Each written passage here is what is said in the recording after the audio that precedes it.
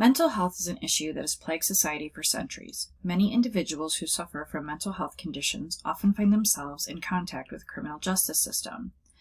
Mental health disorders are not usually visible, making them easily misdiagnosed as defiant or deviant behavior from society's standard.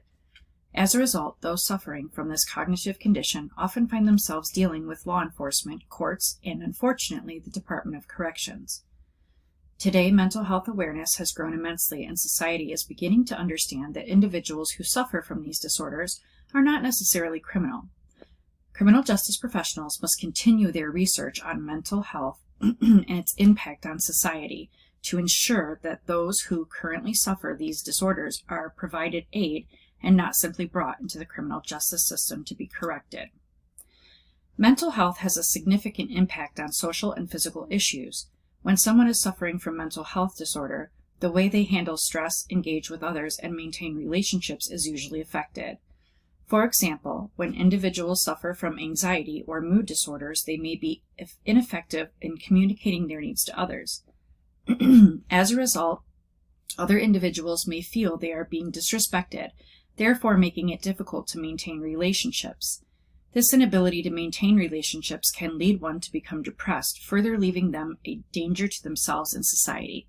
This is a law enforcement training by Maria Ramirez. Another impact of mental health that can have on substance abuse. When individuals suffer from mental health issues, they often engage in illegal substances. Sometimes this is due to an undiagnosed mental health condition, and the individual is simply trying to correct the disorder through self-medication. Other times, mental health is accompanied by impulsive and risky behaviors, which lead individuals down a path of substance abuse.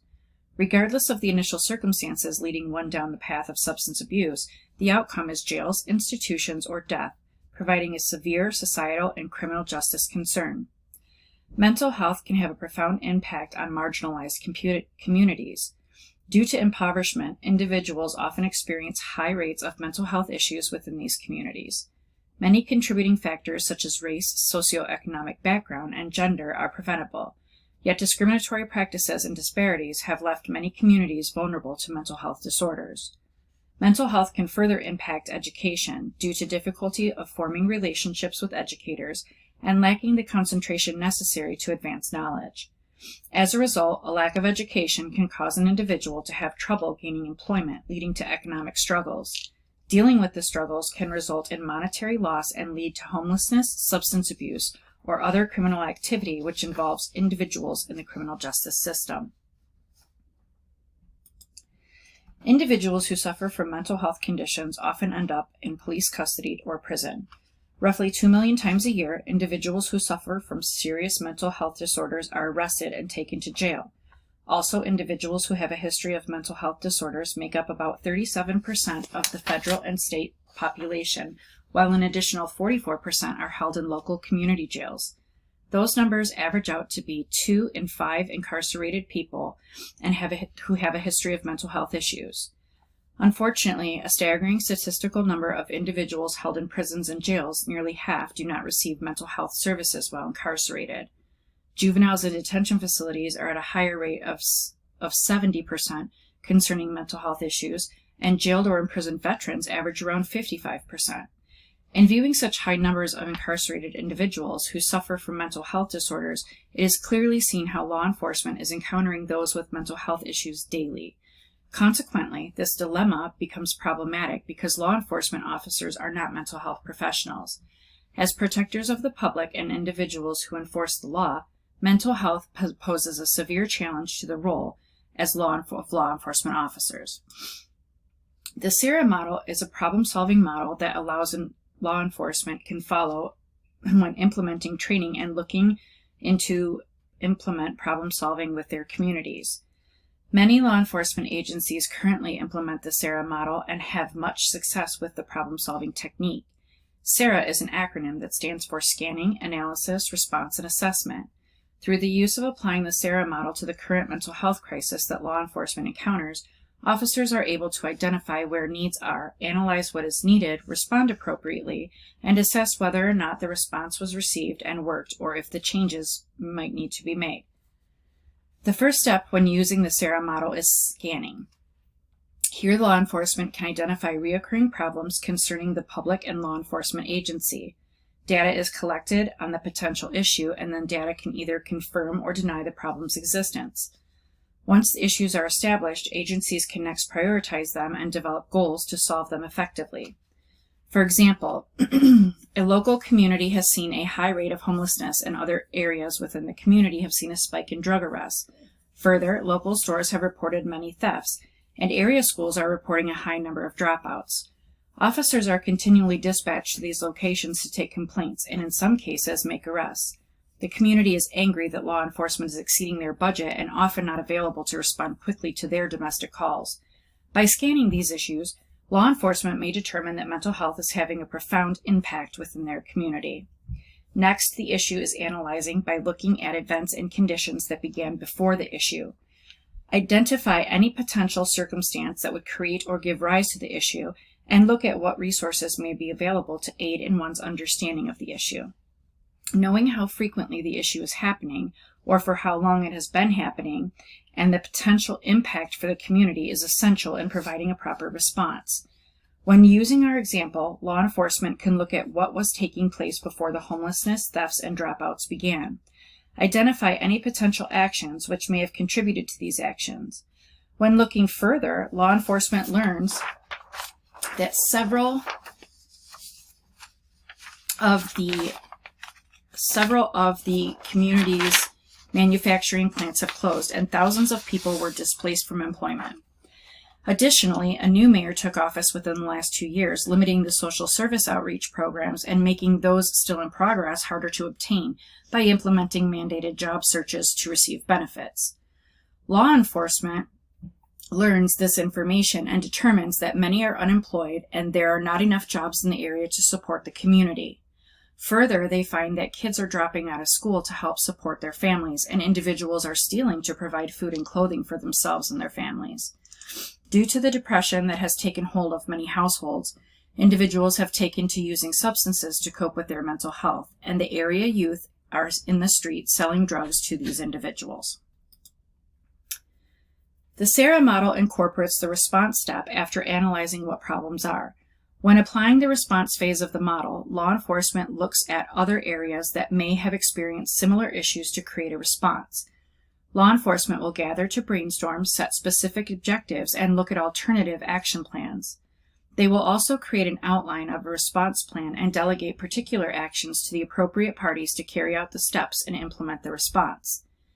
In our scenario, law enforcement would meet and check in other communities similar in population and demographic to see if there has been any similar issues and responses to those issues that have been effective.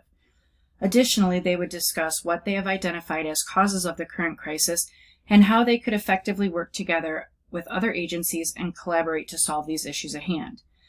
Upon learning that another area had experienced something similar, they found that they had implemented a mental health crisis response team that handled mental health calls. Further, they found this area collaborated with state and federal agencies to provide access to mental health resources for law enforcement when dealing with specific individuals. As a group, they came up with talking to the courts and community councils about implementing a drug and mental health court system, along with talking to local real estate owners about advertising their commercial properties nationally. They found that by collaborating with state and federal social service programs, they could get funding for youth programs and substance abuse treatment centers, which create employment opportunities. From here, the agency laid out addressing the goals they wanted to accomplish. They delegated tasks to certain parties to create and train mental health crisis unit, a team to work with the courts and community council, and a team to work with private landlords and state and federal funding for youth and substance abuse services. While they still have the issue of homelessness, the agency feels that their corrective plan of action will help alleviate some of the town's homelessness and inspire community reformation. Finally, they put all of these initiatives into action and began the journey of addressing the mental health crisis. The final step in the SARA model is assessment phase. Here, the agency teams come back together and assess whether the plan was implemented or it was not. If the project was determined, was it successful? Were the goals achieved? Or is more work needed? The assessment phase is an overall assessment of the issues at hand. If new strategies need to be implemented, a new plan will be created at this time. If the goal were implemented, qualitative and quantitative information data would be obtained and reviewed during this phase of the model. The result of the data would determine the next step.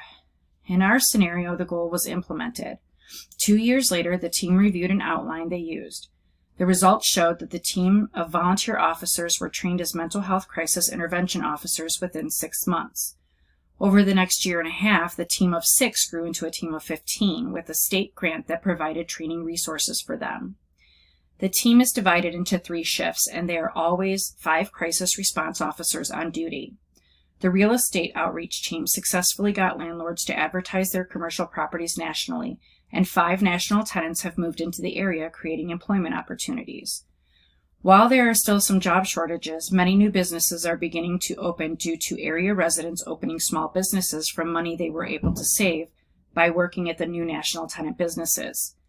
While there has not been any success in getting the courts to implement mental health or drug courts, two recent substance abuse crisis and treatment centers have opened. The area judges and prosecutors collaborated with law enforcement in this effort, and probation officers work closely with these centers. Often, offenders are being sentenced with a requirement to complete these services successfully. While this is not the same as having drug or mental health court, it is a step in the right direction towards rehabilitation. As a result of implementing the SARA model and problem-oriented policing, law enforcement was able to reduce the homeless population by 18% in 2 years, reducing drug crimes by 37%, and limiting the use of force due to mental health conditions of an individual by 68%. Even though this scenario is hypothetical, these actions and statistics are not too far off from what could really happen. Mental health can affect individuals for many different reasons.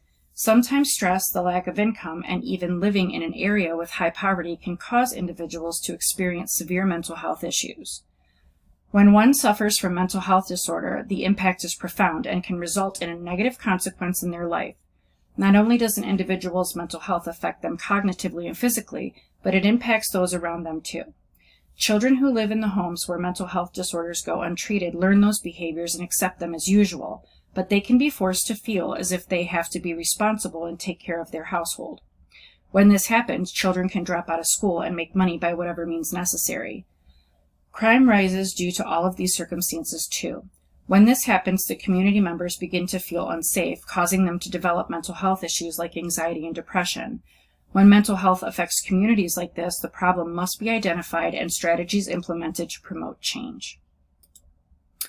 The criminal justice system is in an excellent position to identify problems and implement solutions because most of the employees are feeling of civic duty. Law enforcement administrations work very closely within the communities they protect and serve to enforce the law. Officers are working and talking to people in the street and have an excellent sense of communal issues. By approaching policing with a problem-oriented policing approach, the law enforcement can develop and further the community partnerships, organizational transformation, and promote problem-solving, the 3 components of POP.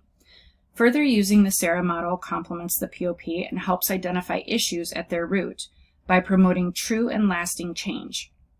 When surveying the potential issues, having and developing community partnerships allows officers to be able to collect all relevant information to determine the potential problems. When analyzing the data and assessment, law enforcement promotes problem solving significantly. Further, through the response, organizational transformation is promoted. Having transformed communities and ensuring community safety is that laws are followed. Reflecting upon the SARA model, POP, and the hypothetical scenario, I think it is essential to have law enforcement create a mental health crisis team. While law enforcement can work with individuals like local businesses and community councils, implementing this resource helps civilians in all situations, not just ones that relate to the community. A mental health crisis team is something that law enforcement can implement in their own and will profoundly impact civilian-officer relationships. When citizens are happy with the police service, they are willing to continue to fund the administration for the protection and enforcement of laws. Further, mental health is prevalent in many circumstances and communities, and having officers be trained to